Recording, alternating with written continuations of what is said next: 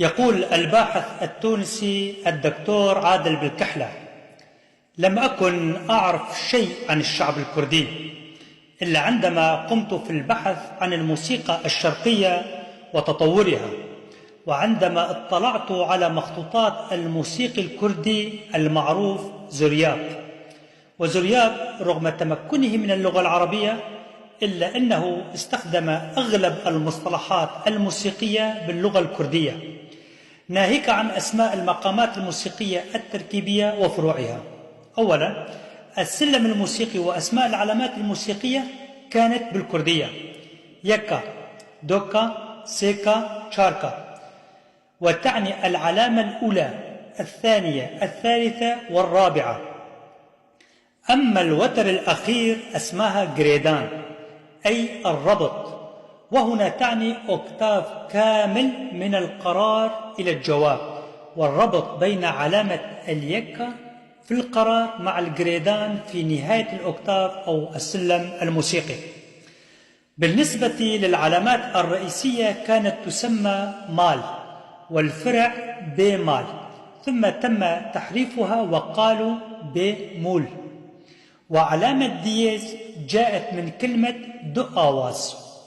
أما عن أسماء المقامات الموسيقية، مقام الرست، وتعني بالكردية المستقيم أو الأساس، لأنها سيد المقامات وهو المقام الرئيسي في السلم الشرقي. مقام سيكا سماها زورياب هكذا لأنها حصرا تبدأ من العلامة الثالثة، وهي درجة سيكا نيف بيمول. مقام شاركا وكانت تستقر على العلامة الرابعة. مقام نيروز نسبة إلى العيد القومي عند الكرد.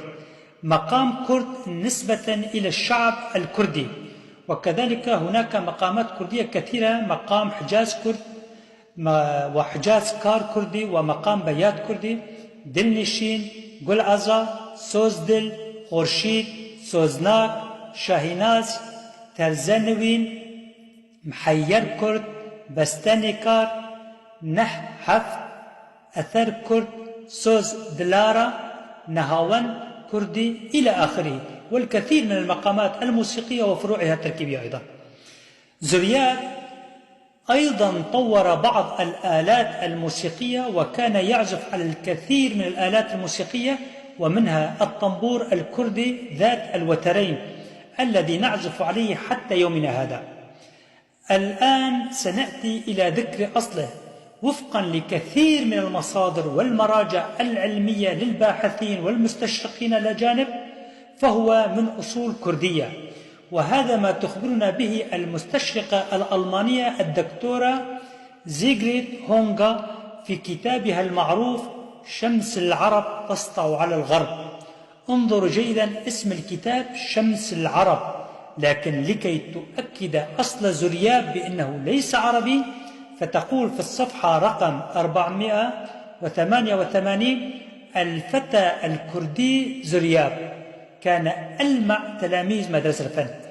الفتى الكردي زورياب كان ألمع تلاميذ مدرسة الفن، واجتهد كثيرا إلى أن أصبح من كبار الموسيقيين في عصره. وزورياب كان لقبه وليس اسمه، وتعني بالكردية ماء ذهب. هنا أتدخل وأقول بل زورياب هو اسمه الكردي الحقيقي، أما أبو الحسن علي بن نافع هو الاسم العربي الذي اخترع له حتى ينسبوه إلى العرب، كما تلاعبوا بجميع أسماء العظماء والأبطال الكرد والأمازيغ، وقاموا بتعريب أسمائهم حتى يخفوا أصولهم الحقيقية. وزورياب هو مؤسس أول معهد موسيقي في مدينة قرطبة في جنوب أسبانيا. وحسب مصادر أسبانية كثيرة قالوا عن زورياب إنه فتى كردي الأصل، ولد في قرية بشمال مدينة الموصل، أي بين جميع عظماء الموسيقيين الكرد.